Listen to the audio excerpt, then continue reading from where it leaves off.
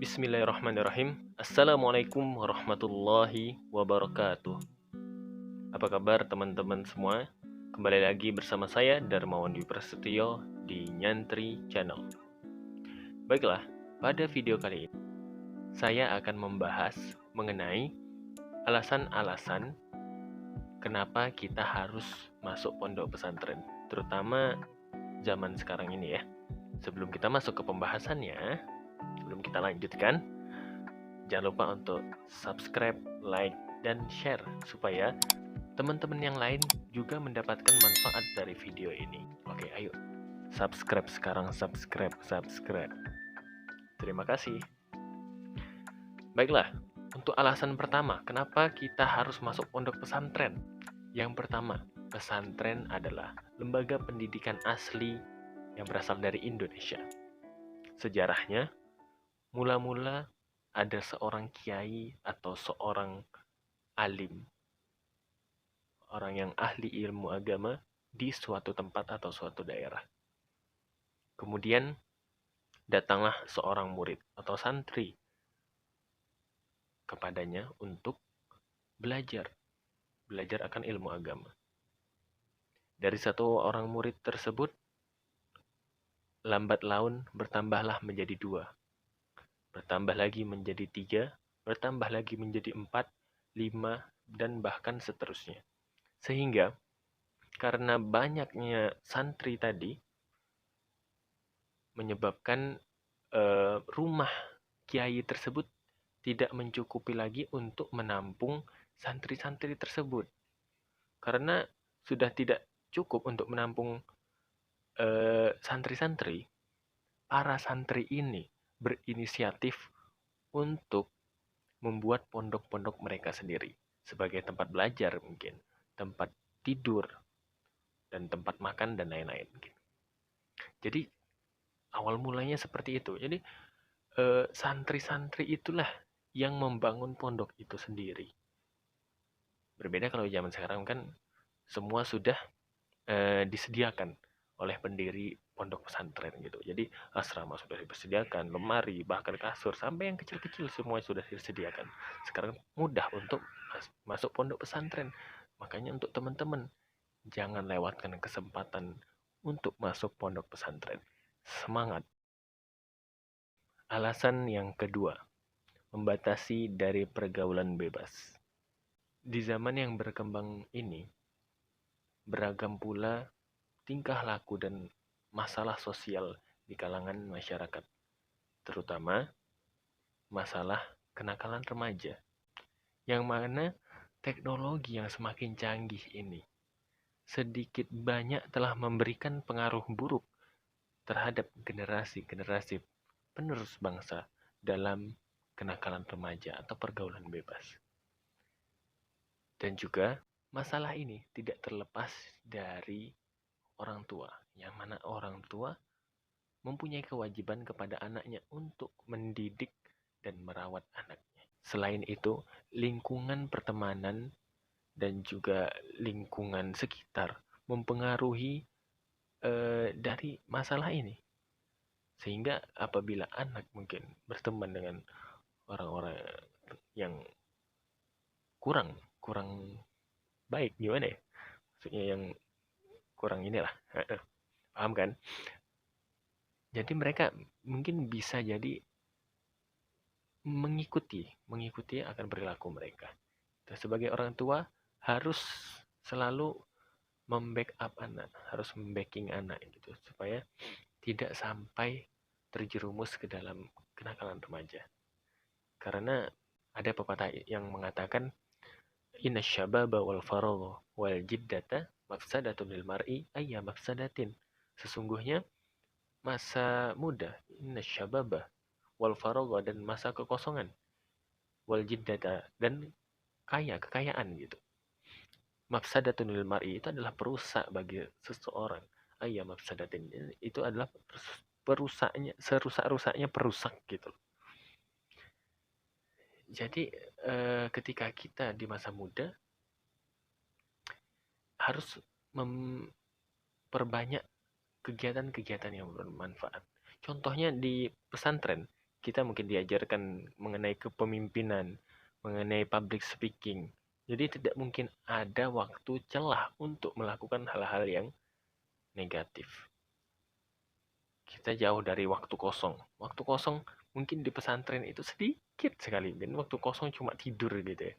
Atau sore-sore ketika olahraga. Mungkin kalau di pesantren salafi mungkin malah lebih penuh lagi. Jadi di setiap waktunya itu sudah terjadwal. Sehingga tidak ada waktu kosong yang menghasilkan pikiran-pikiran negatif. Gitu. Selanjutnya kekayaan di pondok. Di pondok ya, di pesantren diajarkan dengan yang namanya kesederhanaan. Jadi semuanya mungkin disamakan, dari piring mungkin plastik semua, dari peci mungkin hitam semua gitu biasa, atau putih semua biasanya seperti itu, sehingga tidak ada perbedaan antar kasta gitu, nggak ada. Jadi semuanya sama, jadi aman, damai. Oke, jadi jangan ragu lagi untuk masuk pondok pesantren ya. Alasan yang ketiga, mencegah dari dampak negatif gadget. Arus globalisasi yang sangat deras di zaman ini telah menghasilkan dampak positif dan juga dampak negatif bagi umat manusia. Contohnya adalah alat komunikasi yang sekarang ini telah dipakai oleh berbagai kalangan, bahkan anak-anak seusia balita. Itu adalah handphone. Dengan segala kecanggihannya, dapat menghipnotis penggunanya merasa nyaman dan tentram ketika menggenggamnya. Bahkan, jika kita mungkin tidak memegang handphone, seperti ada yang kurang. Nauzubillah min dzalik. Memang tidak selalu berpotensi kepada keburukan. Tetapi, bagaimana bagi anak-anak yang beranjak dewasa dengan pergaulan yang antah berantah?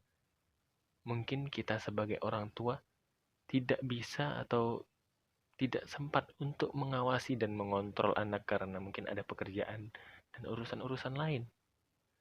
Nah, pesantren atau pondok menjadi salah satu solusinya, atau mungkin satu-satunya solusi untuk masalah ini. Karena di pondok pesantren kita selalu diberikan ilmu-ilmu yang bermanfaat, kegiatan-kegiatan yang bermanfaat, belajar, membaca kitab, baca buku, baca Al-Quran, menghafal Al-Quran. Mungkin ada juga musik di situ. Mungkin sekarang udah pesantren sudah bermacam-macam. Mungkin ada videografi, fotografi, semua mungkin ada. Jadi dengan segala kemanfaatan tersebut, memberikan kesempatan bagi anak untuk mengembangkan potensi asli mereka. Sehingga itu bakal menjadi manfaat untuk dewasa mereka nanti. Bisa jadi mungkin mereka jadi videographer atau fotografer gitu, fotografer yang handal mungkin, atau bisa jadi eh, pembicara yang handal, atau apa, tidak selalu anak pesantren itu harus jadi kiai atau ustadz gitu ya. Yang penting ketika dia berada pada suatu tempat, ia jadikan itu sebagai ladang dakwah gitu. Jadi dengan di pesantren, anak-anak akan jauh dari yang namanya gadget atau handphone. Karena di pesantren tidak mungkin boleh untuk membawa handphone. Alasan yang keempat, sebagai cara berbakti kepada orang tua. Hadis Rasulullah SAW, Rasulullah SAW berkata, Qala, "Idza matal insanu inqata'a anhu amaluhu illa min salasin, illa min sadaqatin jariyatin aw ilmun yuntafa'u bihi aw waladin salihin yad'u lah." Jadi idza matal insanu inqata'a anhu amalahu, jika mati atau meninggal seseorang atau manusia, maka terputuslah amalnya kecuali 3 perkara. Sedekah jariyah atau sedekah jariyah, ilmun yuntafa'u bihi, ilmu yang bermanfaat, waladin salihin yada'ulah, anak yang soleh yang mendoakannya. Nah, bagaimana kita menjadi anak yang soleh? Tentunya kata-kata soleh ini sangat dekat dengan yang namanya agama Islam. Jadi, dan sumber agama Islam banyak didapat dari pesantren-pesantren begitu.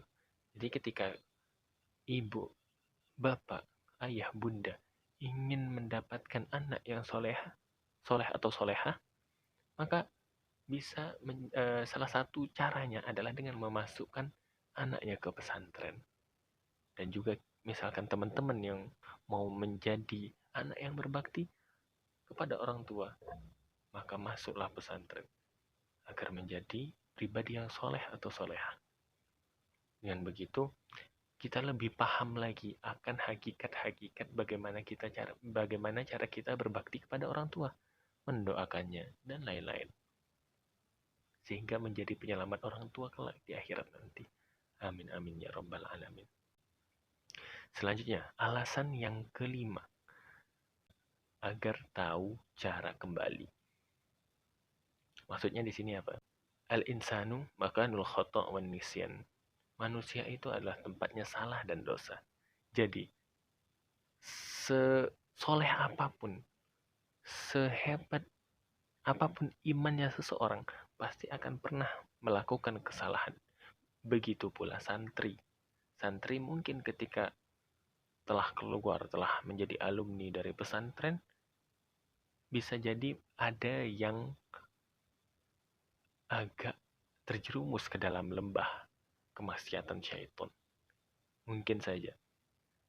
Tetapi apabila santri tersebut yang telah terjerumus ke dalam lembah syaitan ingin bertaubat, maka ia akan lebih mudah daripada orang yang teman-teman mungkin yang tidak mondok. Karena ia telah tahu akan ilmunya. Mungkin banyak cerita-cerita seperti ini. Santri yang sudah keluar terus kayak amburadul gitu. Terus kemudian tobat lagi dengan mudahnya dan alhamdulillah istiqomah gitu. Berbeda mungkin dengan orang yang tidak di pesantren gitu. Dia harus mencari guru lagi. Mungkin harus mencari guru lagi untuk bertaubat gitu. Atau ingin berubah gitu loh. Nah, kalau santri mungkin berbeda, dia sudah ada modalnya sendiri gitu. Itulah bedanya santri mungkin dengan nikmah ini. Ya, bukan maksud untuk melemahkan yang lain, tapi ya itulah adanya. Seperti yang saya katakan tadi, mungkin santri-santri itu tidak selalu menjadi kiai atau ustadz. Mungkin bisa jadi stand up comedian seperti si Zawin Nur, atau bisa jadi presiden seperti almarhum Gus Dur, atau bisa menjadi band penyanyi gitu ya, penyanyi Islam, penyanyi Islamik gitu, penyanyi religi gitu. Ya itulah manfaat kita masuk pondok pesantren. Kita mengembangkan passion kita untuk jalan dakwah. Itu yang luar biasa. Menarik orang-orang kagum dengan Islam dengan cara mereka sendiri gitu.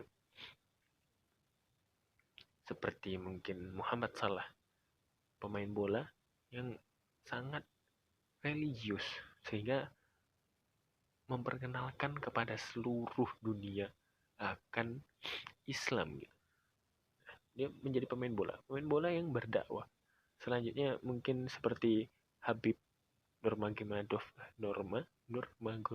ya pokoknya itulah, kurang ngerti juga. Beliau adalah atlet MMA yang juga membawa nama Islam. Masya Allah, tabarakallah. Betapa banyaknya jalan dakwah gitu loh. Jadi kita tinggal memilih sendiri apa passion kita, diniatkan untuk menjalankan dakwah kita. Dakwah Islam. Menjalankan, menegakkan kalimat la ilaha illallah. Baiklah teman-teman semua, ayah bunda atau penonton-penonton semua yang menonton video ini. Semoga video ini bermanfaat Terima kasih semua atas dukungannya. Dan juga apabila ada kesalahan kata, khilaf kata, saya Darmawan Prasetyo meminta maaf atas kesalahan-kesalahan tersebut. Saya meminta ampun kepada Allah. Astagfirullahaladzim. Sebelum itu, sebelum kita tutup, jangan lupa untuk subscribe, like, dan share. Oke? Terima kasih. Wabillahi taufiq wal hidayah. Wassalamualaikum warahmatullahi wabarakatuh. Salam santri.